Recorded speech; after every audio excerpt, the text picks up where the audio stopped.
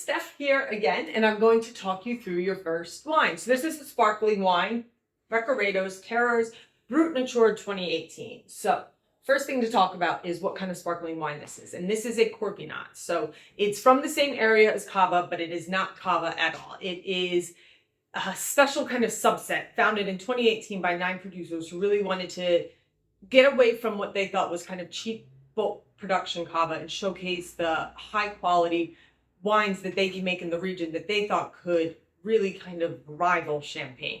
So now they're up to 11 producers, so it's still a very tiny DO up in that region and for sparkling wine in general.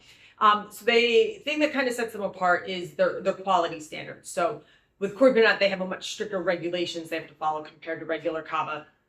They have to have all of their grapes have to be estate grown, so they're not allowed to buy in grapes from other growers. They have to grow them themselves.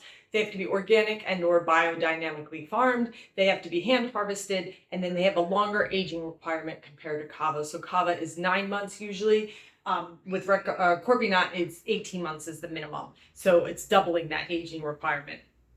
And then Corpinat follows traditional methods to produce their sparkling wine. So just like champagne, they follow the exact same pattern. So you make a still wine first, you put that in the bottle with a little bit of sugar and yeast to help the fermentation get going to produce those bubbles.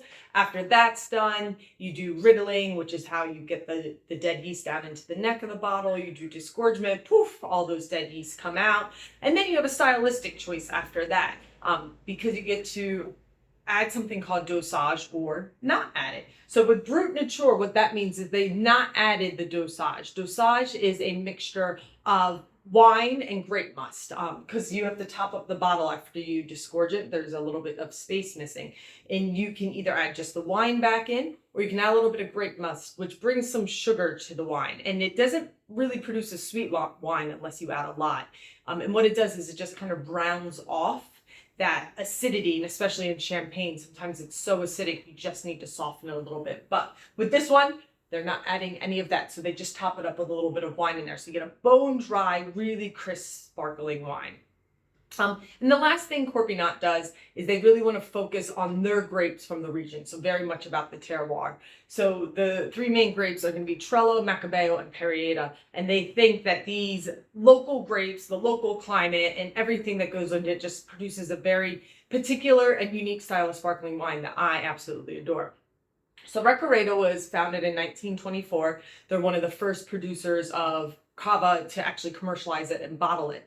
Then in 1970, they pioneered kind of the organic methods of farming up in the region and really embraced that. And then in 1984, they started and now only produce single estate sparkling wine. So they're only using grapes from their vineyards in their estate. Everything is done there. So, and then in 2018, they joined Corpinat because they really felt passionate about showing how great of a sparkling wine they make.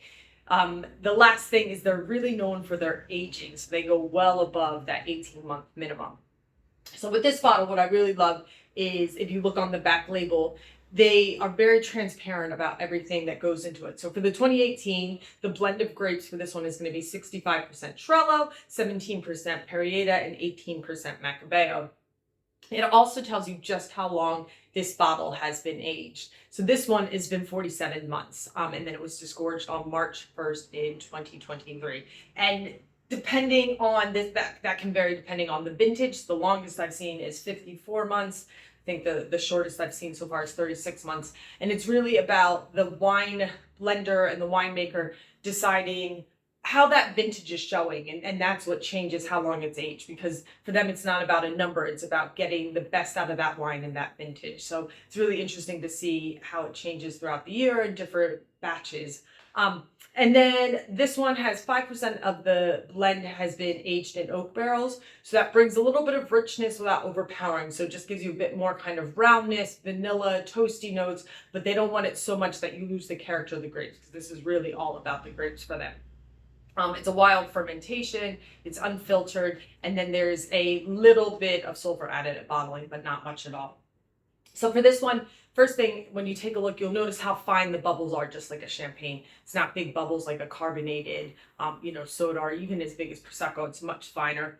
The color, nice golden, dark, almost like nutty looking. And then aromas for me, I initially get lots of brioche. I get lots of kind of ripe peach and a little bit of zesty lemon in there. But then the underlying thing I usually get from this is minerality, because that's a big thing for both Trello and Perrier is this kind of mineral backbone in the wine. So it's almost this like salty kick you get.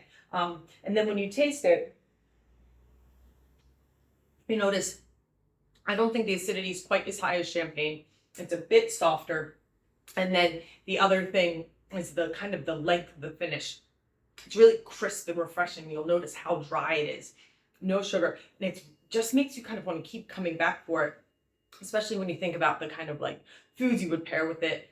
Lots of Spanish tapas and cheeses, oily fish, anything fried is going to be really good because it just cleanses the palate so much.